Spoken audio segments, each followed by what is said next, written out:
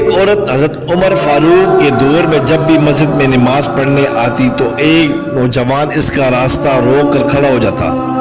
2-4 دن نظر انداز کرنے کے بعد ایک دن وہ کھڑی ہو گئی اور پوچھا کیا ماجرا ہے؟ نوجوان نے کہا میں تیرا چاہنے والا ہوں، میرے دل میں تیرے لیے محبت کے بے پناہ جذبات ہیں، میں تجھے حاصل کرنے کے لیے کچھ بھی کرنے کو تیار ہوں۔ اس عورت نے کہا ٹھیک ہے، میری کوئی شرط نہیں، اگر تو میرا سچا چاہنے والا تو ایک شرط پوری کر دے تو پھر میں تیرے لیے حاضر ہوں۔ اس نے شرط رکھی کہ وہ 40 دن حضرت عمر کے پیچھے نمازیں پڑھ لے، آخری دن کی آخری نماز کے بعد ہی ملاقات ہوگی۔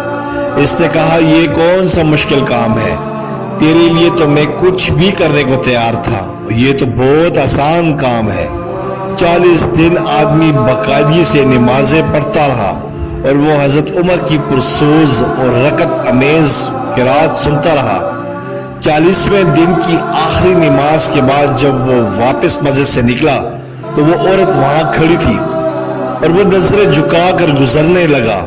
عورت نے کہا کہ میں حسب وعدہ کھڑی ہوں۔ نوجوان نے سر جھکا کر جواب دیا میرے دل کا تعلق رب نے جوڑ دیا ہے، اب تم کھڑی بھی ہو تو میں تمہاری طرف نظر التفا بھی نہیں کروں گا۔ سبحان اللہ۔